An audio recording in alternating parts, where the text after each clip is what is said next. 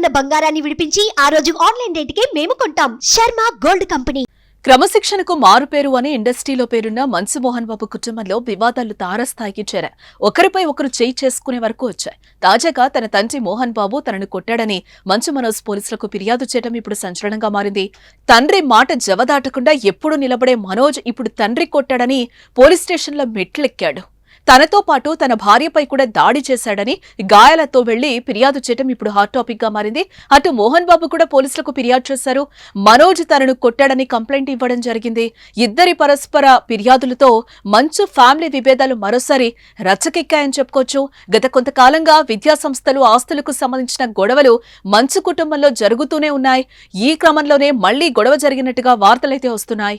గతంలోనే మంచు ఫ్యామిలీలో విభేదాలు బయటపడ్డాయి. ఇళ్లలోకి చొరబడి ఇలా తన వాళ్లను బంధువులను కొడుతూ ఉంటాడంటూ విష్ణుపై మనోజ్ సీరియస్ అవుతూ ఆ వీడియోని స్టేటస్ గా పెట్టుకున్న రోజే మంచు ఫ్యామిలీ వివాదం రోడ్డుకెక్కింది. వారి మధ్య విభేదాలను బయటపెట్టినట్లయింది. తర్వాత ఏదో రియాలిటీ షో అంటూ కవర్ చేసిన జనాలు ఎవరూ నమ్మలేదు. ఇప్పటికే ఆ రియాలిటీ షో బయటకు రాలేదు.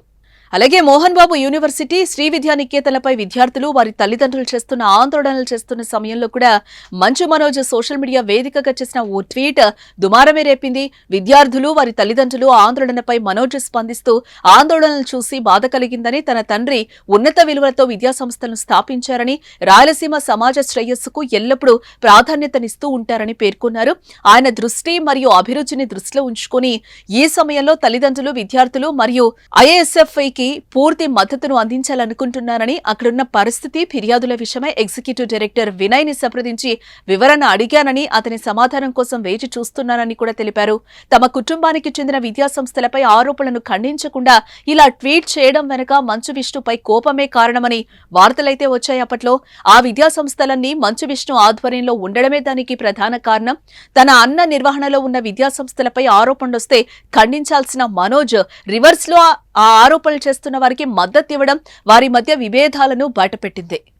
అలాగే మనోజ్ భూమా మౌనికారెడ్డి ప్రేమ వివాహం చేసుకోవడం కూడా మోహన్ బాబు కుటుంబంలో గొడవలకు ఒక కారణమని సమాచారం. మోహన్ బాబుకి ఆ పెళ్లి ఇష్టం లేదని తెలుస్తోంది. అవి నిజమే అన్నట్టు మంచు మనోజ్ కుమార్తెకు అన్నప్రాసన కార్యక్రమం అంగరంగ వైభవంగా జరగ్గా ఈ వేడుకకు మోహన్ బాబు డుమ్మా కొట్టారు. అంతేకాకుండా విష్ణు కూడా రాలేదు. దీంతో తండ్రి కొడుకులు అన్నదమ్ముళ్ల మధ్య కొన్ని విషయాల్లో గొడవలు ఉన్నట్లు స్పష్టంగా అర్థమవుతోంది. ఇప్పుడు మళ్లీ ఏకంగా తన తండ్రి కొట్టాడని కొడుకు, కొడుకు కొట్టాడని తండ్రి పోలీస్ స్టేషన్ మెట్లెక్కడం ఇప్పుడు చర్చనీయాంశమైంది.